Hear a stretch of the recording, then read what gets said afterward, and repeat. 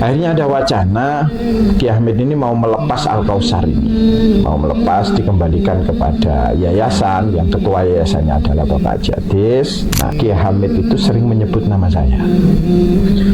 Dulu itu ada di 2004 ada anak Mesir yang sering main ke sini jual kiswah. Dia itu ini pernah tanya gimana caranya menjadi kiai. Assalamualaikum warahmatullahi wabarakatuh. Alhamdulillah warahmatullahi wabarakatuh. Pada pagi hari ini saya berkesempatan duduk bersama pimpinan Pondok Pesantren Al-Azhar Muncar bersama Kiai Haji Abdullah Ahsan Haji MBD. Selamat pagi Kiai. Ya, selamat pagi. Alhamdulillah pada kesempatan kali ini kita akan membahas sejarah besar berdirinya Pondok Pesantren Modern Al-Azhar Muncar tercinta ini bersama pimpinan Pondok Pesantren secara langsung. Mempertanyakan sejarah terkait berdirinya pondok. Boleh diceritakan bagaimana awal mula munculnya gagasan mendirikan pondok? Sebelumnya terima kasih, alhamdulillah pada kesempatan pagi hari ini kita bisa berbincang-bincang dengan Mas Ihya, salah satu alumni pondok yang sekarang lagi berusaha untuk menyelesaikan S3-nya, semoga cepat selesai. Amin. Pertama, bahwa ide tentang pesantren Al-Azhar ini sebenarnya mengalir begitu saja. Pertama, dimulai dari 91 ya. Jadi bahkan sebelum 91 Bapak Haji Adis Syukur, kebetulan beliau adalah mertua kami, itu mempunyai sebuah organisasi namanya Jamiatus Shalihin. Organisasi ini adalah organisasi ketakmiran yang ada di Muncar. Anggotanya adalah tokoh-tokoh yang ada di Muncar dan ketuanya adalah Bapak Haji Adis Syukur. Beliau kemudian membuat organisasi ini. Setelah itu punya gagasan di organisasi ini, gimana kalau kita itu membuat pesantren, karena pesantren itu yang ada di Muncar Selatan, Muncar Utara ini belum ada. Akhirnya muncullah ide itu, terus kemudian belilah tanah yang ada di sini, hasil dari iuran anggota-anggota Jamiatus Shalihin itu. Di situ ada tokoh-tokoh, almarhum Bapak Haji Kusni, almarhum Bapak Haji Wahab, almarhum Bapak Haji Zainullah Sampangan, ya. Itu termasuk tokoh-tokohnya. Dan beliau ini yang saya sebutkan tadi itu wafat semua. Ya, alhamdulillah Bapak Haji Adis sampai sekarang masih sehat. Alhamdulillah. Kemudian muncullah ide bahwa beli tanah di sini ya, di Tembok Rejo ini. Nah, di tengah perjalanan untuk pembelian tanah itu ada yang sempat nyeletuk mau bikin makam umum, karena memang di Tembok Rejo ini makam yang ada di timur itu sudah penuh. Akhirnya terus rencana mau membangun makam umum, tapi ternyata ada yang kekeh dikembalikan kepada cita-cita awal. Nah, tapi membangun pesantren itu, salah satu rukun pesantren itu kan harus ada kiai ya. Itu salah satu rukun pesantren, harus ada kiai. Lah, sementara dari orang-orang ini tidak ada yang kategori kiai, mereka memang tokoh masyarakat tapi belum level kiai. Akhirnya ada yang bilang bahwa kiai itu pusatnya ada di Muncar Selatan, keluarga Mbah Yai Kandar. Akhirnya orang-orang ini bahasanya kalau Pak Haji Adis bilang itu ngelamarlah bapak dari mantan wakil bupati almarhum Bapak Yusuf Nuris. Nah, tapi waktu itu sempat gagal gagal, tidak tahu kenapa gagalnya. Nah, kebetulan Pak Haji Wahab ini lumayan dekat hubungan dengan keluarga Mberasan. Akhirnya jatuhlah pilihan itu ke Kiai Hamid Iskandar, Kiai Hamid Iskandar, adik dari Kiai Iskandar As-Siddiqiyah Jakarta. Yeah. Akhirnya kebetulan alhamdulillah beliau mau. Setelah itu muncullah nama Al-Kautsar ya. Nah, akhirnya kiainya adalah Kiai Hamid, terus kemudian yayasannya ini adalah Jamiatus Sholihin ini yang diketuai oleh Bapak Haji Adis ini. Nah, berjalanlah itu 91 Al-Kautsar. Kemudian di 92 Al-Kautsar Putri yang ada di Sumbersari, Kecamatan Srono, itu Kiai Hamid itu diwakofi oleh salah satu tokoh yang ada di Sumbersari sana, kalau tidak salah namanya Haji Taif. Nah, maka muncullah Al-Kautsar Putri di sana. Jadi di sini Al-Kautsar Putra, di sana Al-Kautsar Putri. Nah, bertambahnya waktu Kiai Hamid ini lebih nyaman tinggal di sana. Akhirnya di sini diwakilkan kepada direktur ya. Direktur pertama itu adalah Kiai Miftah yang sekarang menjadi pengasuh Pondok Pesantren Sunan Ampel. Nah, akhirnya setelah itu direktur berikutnya di situ ada Ustadz Syariat, ada Ustadz Dawamul Khairi, terus kemudian ada Ustadz Sugiyar, kemudian ada Ustadz Basuki, ada Ustadz Ali Mustafa. Nah, ini sampai beberapa periode.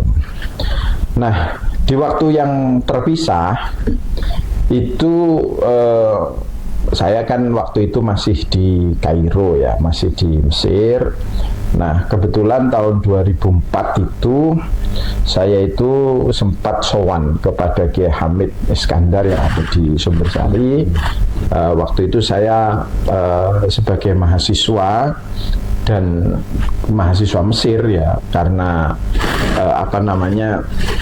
mencari sendiri biaya untuk kuliah, akhirnya kadang sering membawa dagangan pulang. Salah satu orang yang bidikan saya supaya beliau membeli barang dagangan saya itu adalah Kiai Hamid Nur Iskandar itu. Nah, itu di tahun kalau nggak salah 2004 ya.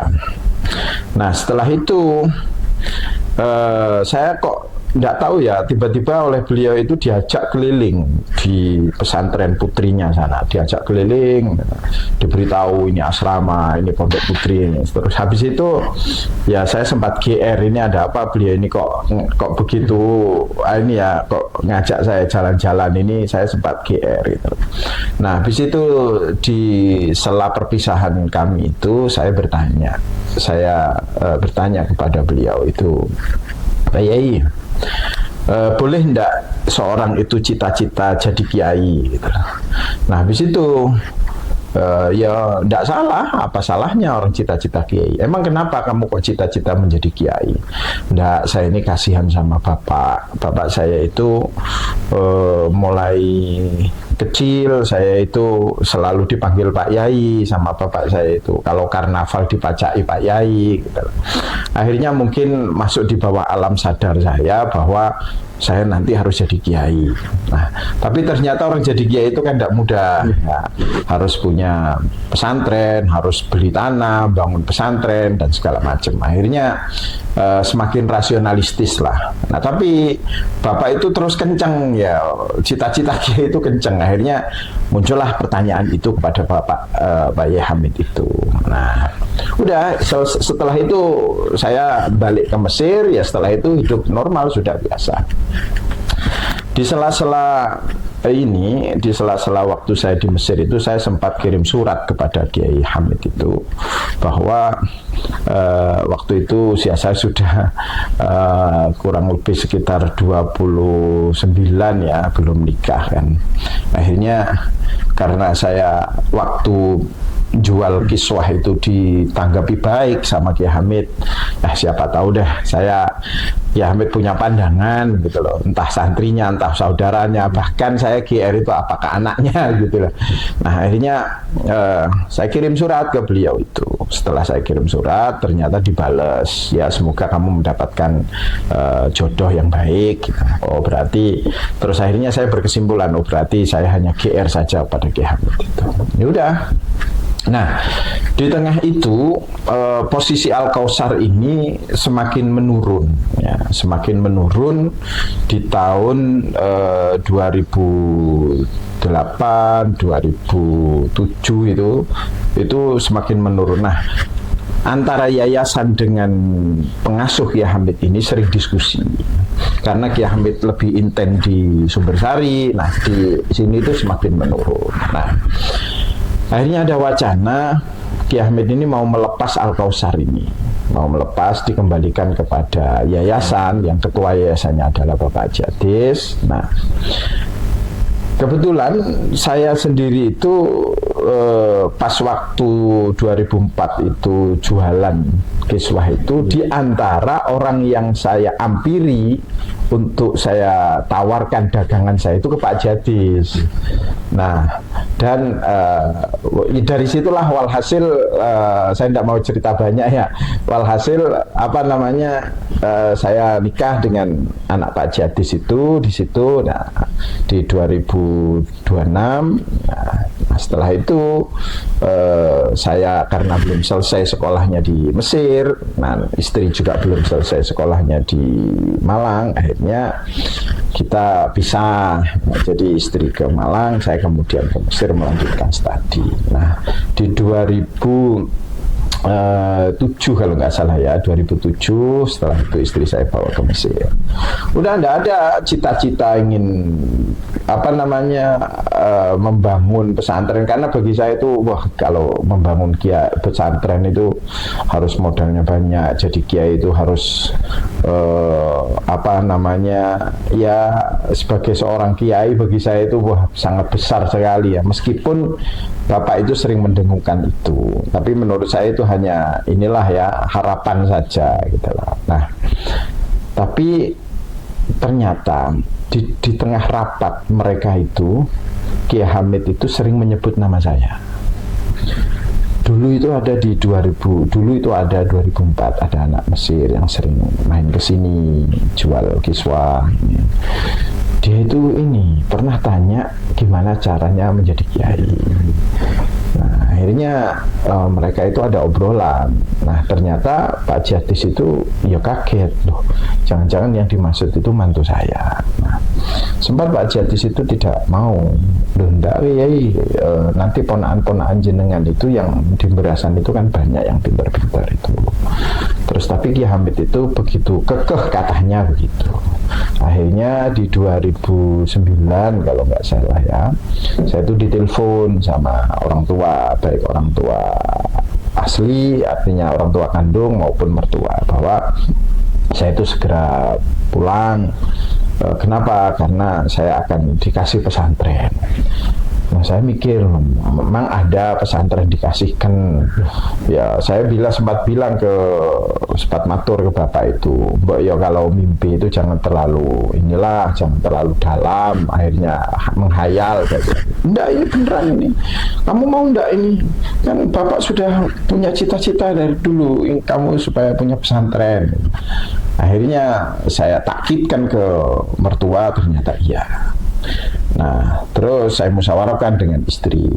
Sempat istri berat mas nanti kalau jadi pesantren. Saya tahu memang bapak dulu mulai dari awal itu dengan masyarakat membangun Al-Kautsar, terus mencari dana. Tapi bagi saya itu berat mas gitu.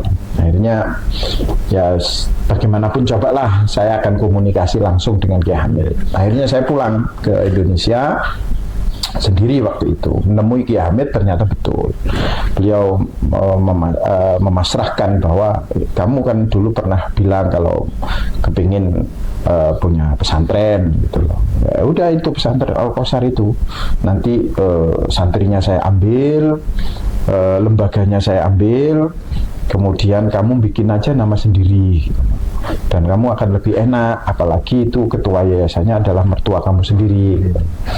Akhirnya ya dengan berbagai macam pertimbangan dan segala macam, terus kemudian sowan ke beberapa kiai dan alhamdulillah mereka mendukung gitu loh. Akhirnya ya sudah, bismillah, saya balik lagi ke Kiai Hamid, saya matur nggih Yai, insyaallah saya siap diamanati itu gedung kemudian tempat ya.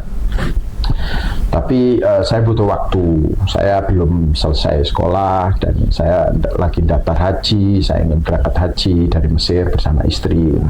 Oh ya sudah, saya tunggu, yang penting kamu siap aja. Oke. Nah, setelah itu saya balik lagi ke Mesir, saya menyelesaikan ujian, terus kemudian setelah itu saya haji. Nah setelah itu saya pulang. Seingat saya waktu itu 2010 antara bulan 9 apa bulan 8 gitu ya, saya datang ke Indonesia. Ya udah, bismillah kita ngawali bahwa mengemban cita-cita orang tua, terus kemudian amanat dari Kiai Hamid, terus kemudian amanat dari yayasan Pak Jadis. Kebetulan Pak Jadis juga ketua yayasan Al Kautsar waktu itu. Ya udah, bismillah. Nah, persis di 2010 ya. Nah, setelah itu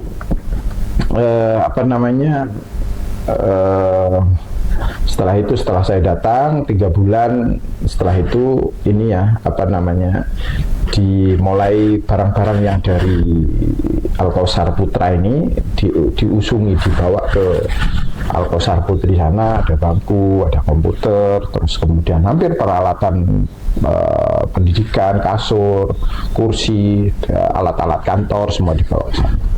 Ya sudah, bismillah, saya ini sowan ke salah satu kiai, waktu itu Kiai Mahrus. Sebenarnya saya sudah punya nama ya, nama itu waktu itu saya memunculkan nama Al-Kiram sebenarnya.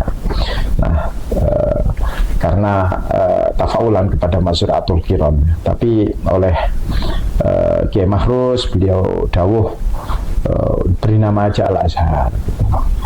Nah, udah Kiai ini sudah terlanjur saya publikasikan, Kiai ndak Al-Azhar aja gitu.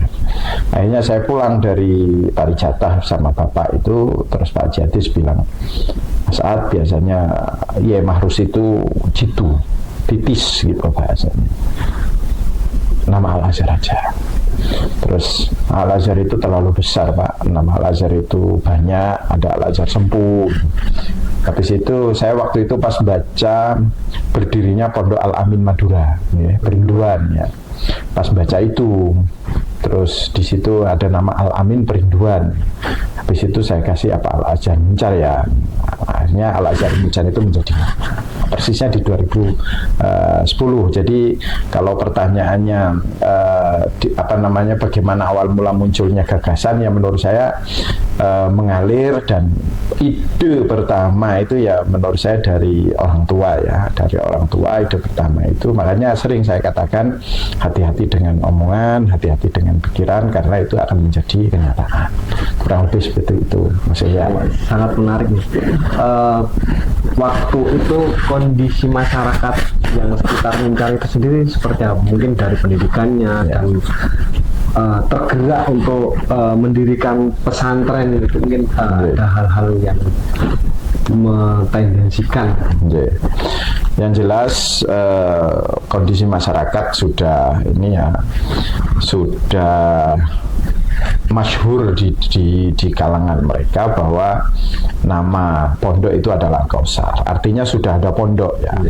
Sudah ada pondok Al-Kautsar, juga ada Futuhiyah. Cuman memang pondok Al-Kautsar ini agak unik ya, agak beda dengan pondok-pondok yang lain, karena Kiai Hamid itu sedikit banyak terinspirasi oleh Kiai Syukri Gontor ya, yang kita tahu bersama bahwa Gontor itu sifatnya bukan pondok masyarakat ya, beda dengan pondok-pondok yang seperti pondok salaf ya, itu kan keterlibatan masyarakat dan hubungan dengan masyarakat kan begitu kuat ya.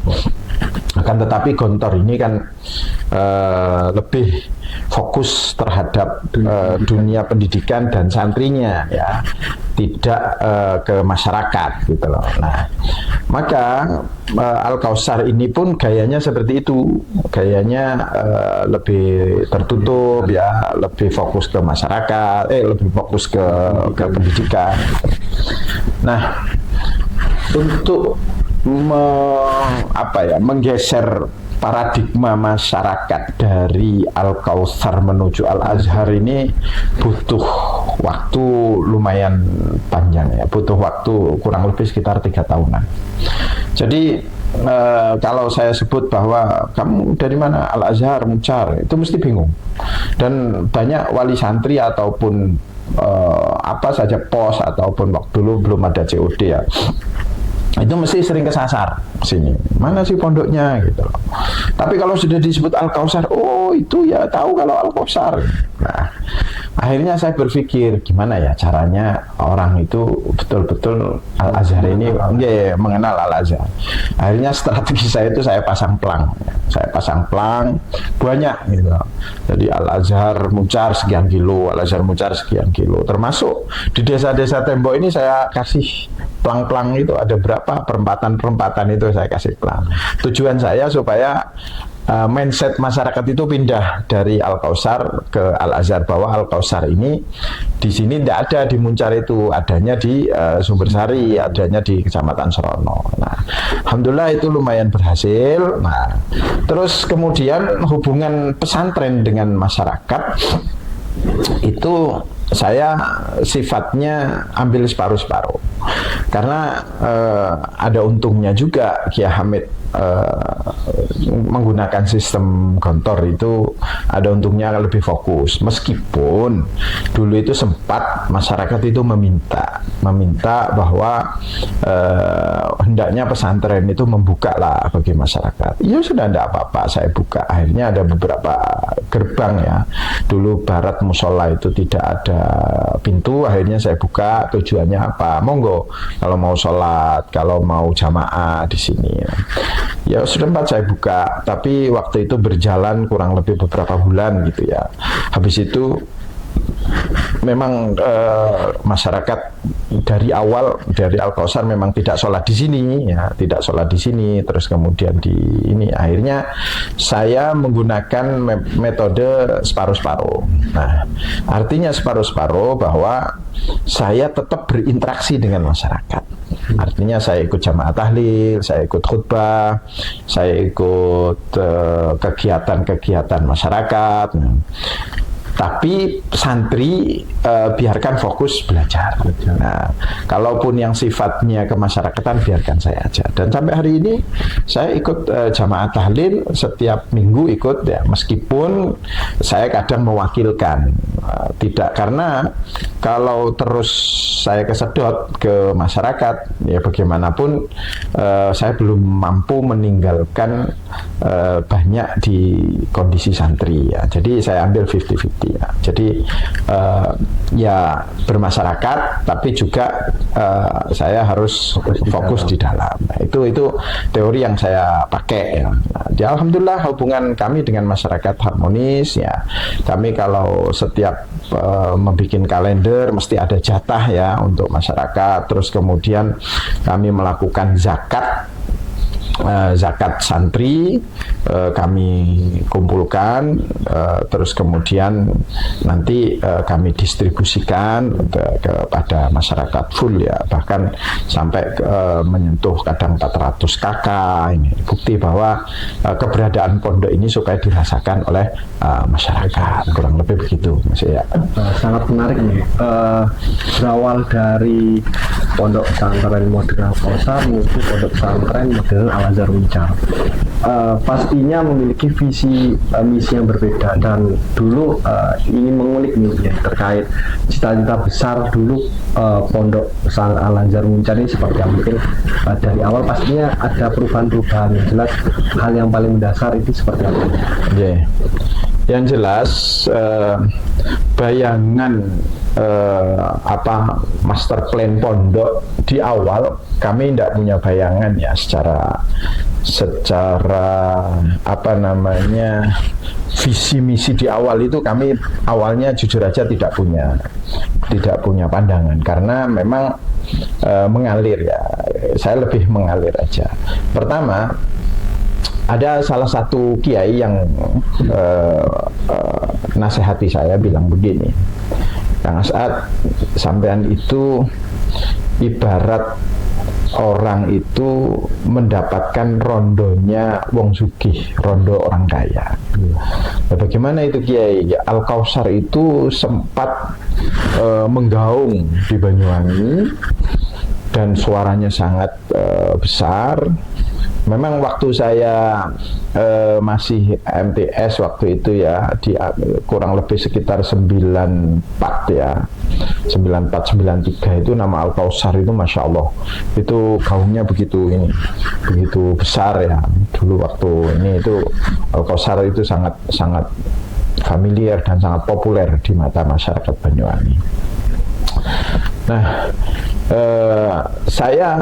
strategi saya ya sudah, kalau memang dulu pernah besar ya udah kita lanjutkan aja kebesaran itu. Makanya kalimat PPM, Pondok Pesantren Modern, itu tidak saya hapus karena memang logo namanya itu PPM, Pondok Pesantren Modern. Nah, kalimat modern ini tidak dimiliki oleh pesantren-pesantren lain. Biasanya kan ada namanya PP, Pondok Pesantren gitu aja, atau Pondok Pesantren Salafiyah gitu. Nah, saya lebih menggunakan modern. Nah, harapan saya ingin mengembalikan kejayaan Al-Kausar, ingin mengembalikan kebesaran Al-Kausar di mata orang Banyuwangi. Nah, berjalannya waktu ternyata tidak mudah. Karena apa? SDM yang kita miliki itu tidak berlatar belakang modern. Nah, saya sendiri alumni Al-Anwar Parijata yang notabene adalah Salafiyah, terus kemudian melanjutkan ke Ploso Salafiyah kan.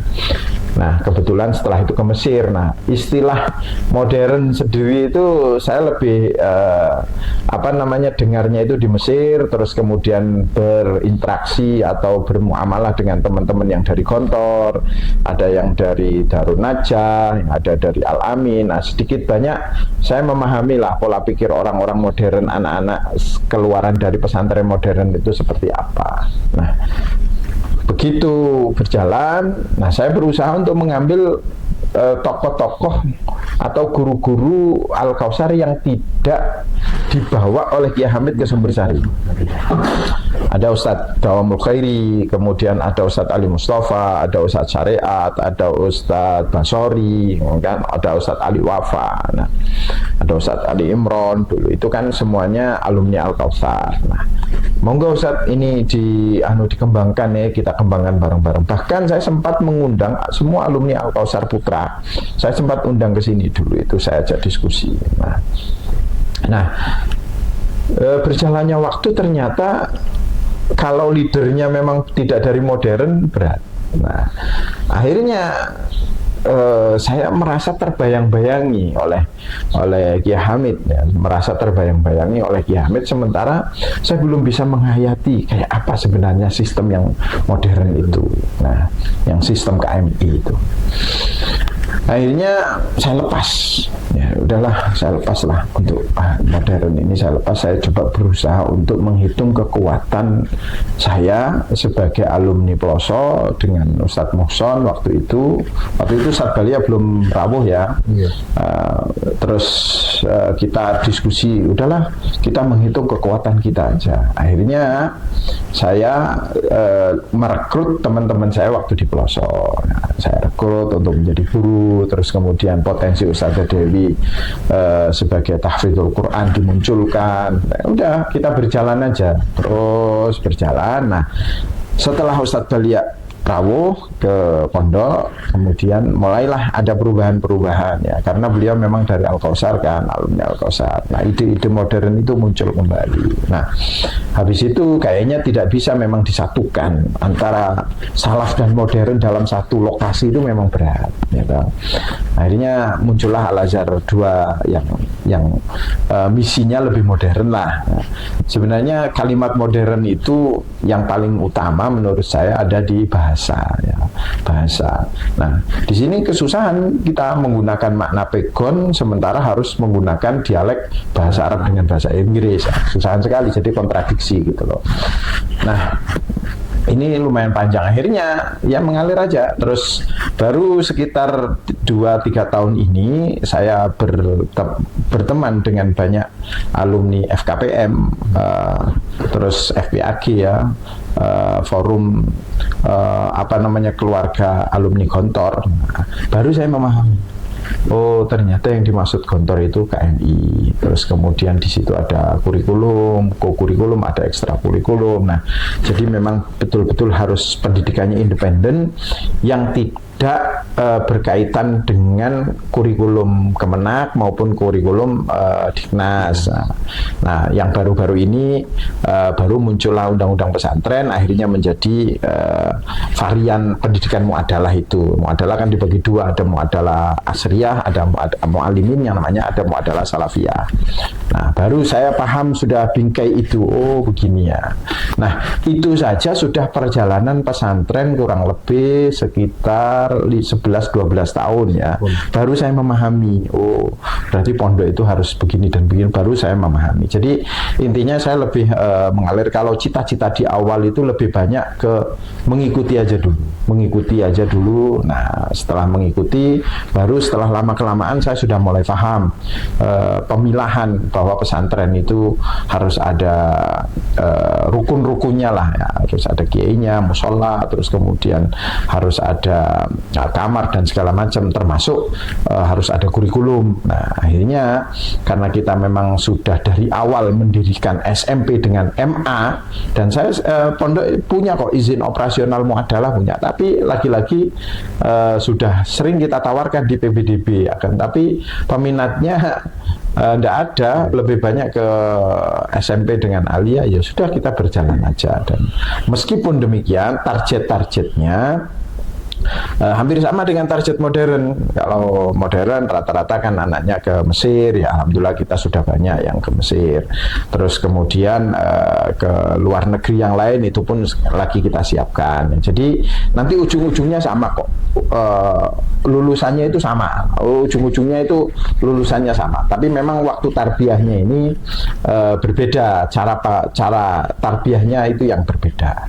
Nah, saya kira begitu ya. Kalau ditanya bahwa visi misi yang utama itu, pertama lebih ke mengalir, yang kedua semakin mengkerucut sudah pemetaannya itu seperti apa. Nah, pemetaannya intinya adalah kita kontennya itu adalah salaf, tapi manajemennya menggunakan manajemen modern. Kurang lebih begitu. Terima kasih, penjelasannya sangat menarik sekali, dan ini menjadi awal teman-teman untuk mengulik sejarah lebih dalam lagi tentang sejarah pondok pesantren modern Al-Azhar Muncar. Dari cerita-cerita tadi yang sudah disampaikan oleh pimpinan pondok pesantren modern Al-Azhar Muncar bersama Kiai Haji Abdullah Asad LSI MPD, masih banyak nih untuk kita ulik, untuk membahas. Masih ada fase-fase gimana perintisan di fase yang akan datang, seperti apa tantangan, karena memang membangun pesantren tadi dikatakan ya tidak mudah, tapi tidak mudah berarti tidak bisa. Teman-teman, cukup sekian dari saya sebagai pemandu untuk podcast perdana ini. Semoga bermanfaat. Simak terus di channel YouTube Pondok Pesantren Al-Azhar Muncar. Terima kasih. Assalamualaikum warahmatullahi wabarakatuh. Waalaikumsalam warahmatullahi wabarakatuh.